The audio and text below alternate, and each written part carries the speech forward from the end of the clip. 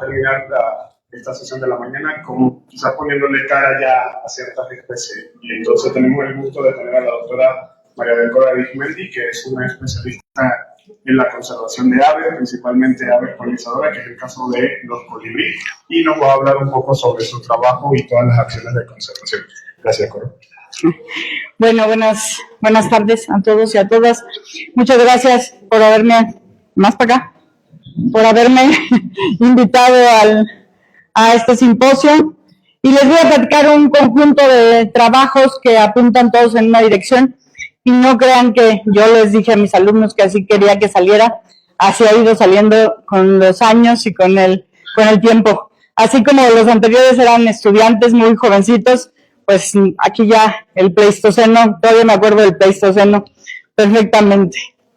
Los colibríes, bueno, vamos con especies, con grupos de especies, son aves muy pequeñas que se alimentan prácticamente de néctar, 90% de su dieta es néctar, aunque comen algunos insectos, y se caracterizan, todo el mundo puede identificar un colibrí porque tienen los picos muy largos, las alas muy largas y puntiagudas, no tienen casi patas, y pueden volar en cualquier dirección, son sin duda alguna los mejores voladores de la naturaleza, pueden volar hacia adelante, hacia atrás, incluso quedarse parados mientras vuelan. Su distribución es un grupo solamente americano, solamente tenemos colibríes en América, donde más colibríes hay es en el norte de Sudamérica, tenemos 360 especies más o menos en América, 59 solo en México, 15 a 17 entre Estados Unidos y Canadá, y estas 15 a 17 también están en México porque son migratorias. El 30% más o menos de los colibríes mexicanos migran. Son cosmopolitas, viven desde el nivel del mar, en los asentamientos humanos, en los pastizales y en todos los gradientes hacia las montañas más altas. ¿Qué los está limitando? ¿Cuáles son los problemas algunos de los problemas que enfrentan estos colibríes? Uno es tener una distribución restringida, otro es, por supuesto, si tienes una distribución restringida, la destrucción de hábitat te afecta muchísimo, el cambio climático le afecta a los anteriores, y el comercio, las plumas y las demás cosas que comercian con los colibríes también son un problema para ellos seguramente. En México tenemos 13 especies endémicas, 5 de ellas están en la norma mexicana consideradas como en peligro de extinción. En la norma internacional, 4 son las que están consideradas como en niveles altos de preocupación.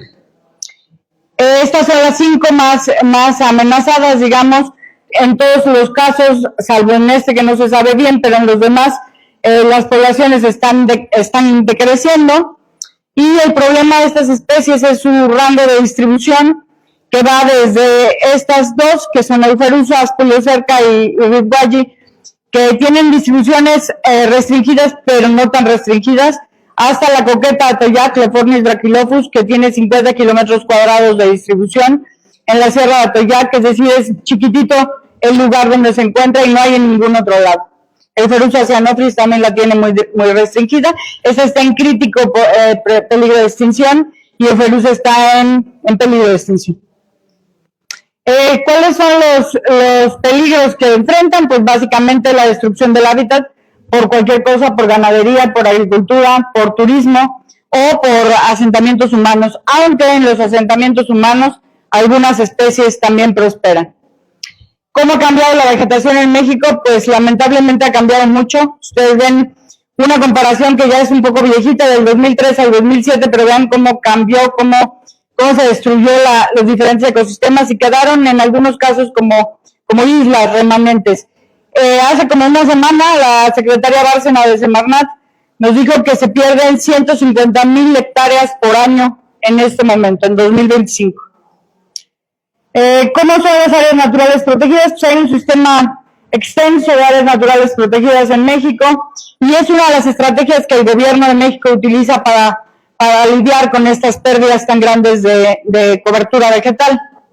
Hicimos hace tiempo un análisis de complementariedad para ver cuántas áreas se necesitaban para conservar al menos una población de todas las especies de colibríes, y no pudimos encontrar un conjunto que solamente con áreas naturales protegidas protegiera a todas las especies de colibríes. sino que necesitábamos al menos 3 sitios más. Cozumel, que en la parte terrestre no está protegido, aunque en la marítima sí. La Sierra de Atoyac, que no tiene ninguna protección, y la Sierra de Miahuatlán.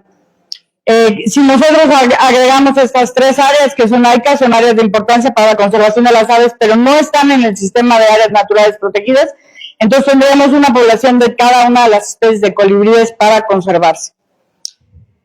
Después, entonces, bueno, es muy claro que la Sierra Madre del Sur es el sitio que está menos protegido, justo donde está la coqueta de Atoyac, donde está el Ferusa poliocerca y el Ferusa cyanopsis.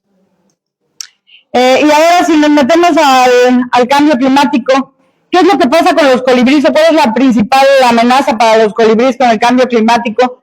Bueno, es que se desacoplen la floración de las plantas que ellos polinizan y visitan con la presencia de los colibríes. Los colibríes son muy móviles, los residentes son móviles y los migratorios son móviles. Entonces, que se desacople la floración con su presencia puede significar que los colibríes, por un lado, se mueran de hambre. Si están migrando, puede significar muertes masivas, y que las flores se queden sin polinizar y con eso no tengan reproducción sexual. Se hizo un análisis con David y con su grupo de qué pasaría con los colibríes en los escenarios de cambio climático, y lo que encontramos fue bastante feo, porque el 90% de las especies solamente residentes tienen un decremento, y un 10% suben. Las que suben son generalistas de hábitat. Buscando en todos estos datos que tenemos, ¿cuáles son las áreas que podrían mantenerse como intactas en escenarios futuros? Nos queda la Sierra Madre del Sur, que parece ser un área de resiliencia para estos cambios. Pero resulta que si ustedes ven, lo verdecito son las áreas naturales protegidas y lo azul es lo que queremos conservar, y pues resulta que no hay áreas naturales protegidas en esa Sierra Madre del Sur, y eso sí es una tragedia. Además, si nosotros buscamos las especies endémicas de plantas y colibríes, que es el trabajo que está haciendo la estudiante de doctorado Daniela Remolina, que está aquí sentadita, también nos sale que en los lugares con mayor cantidad de endemismos de esta interacción es la Sierra Madre del Sur. Entonces parece que es un lugar muy importante. ¿Qué necesitaríamos tener en la Sierra Madre del Sur o conservar? Pues uno es recursos florales, otros lugares en donde se puedan reproducir, generalmente los bosques conservados, y como sabemos que los colibríes siguen las flores, pues entonces hay que conservar estos corredores de floración. Entonces hay que voltear la idea de la conservación de las especies por la conservación de las interacciones mutualistas, en este caso los colibríes y sus plantas. Entonces, bueno, esta es la coqueta de Atoyac, en la Sierra de Atoyac, que es el único sitio en donde lo tenemos registrado, pero en los análisis de abundancia local, aquí están todas las especies que registramos en este lugar de la Sierra de Atoyac. Lophornis brachylophyus no es el más abundante es el Ferusa poliocerca, que es la otra especie que está amenazada. Y bueno, si ustedes ven aquí, esta es la matriz de interacción. El Ferusa poliocerca, Lophornis brachylophyus. Lophornis mucho más especialista, solamente come 8 especies de plantas.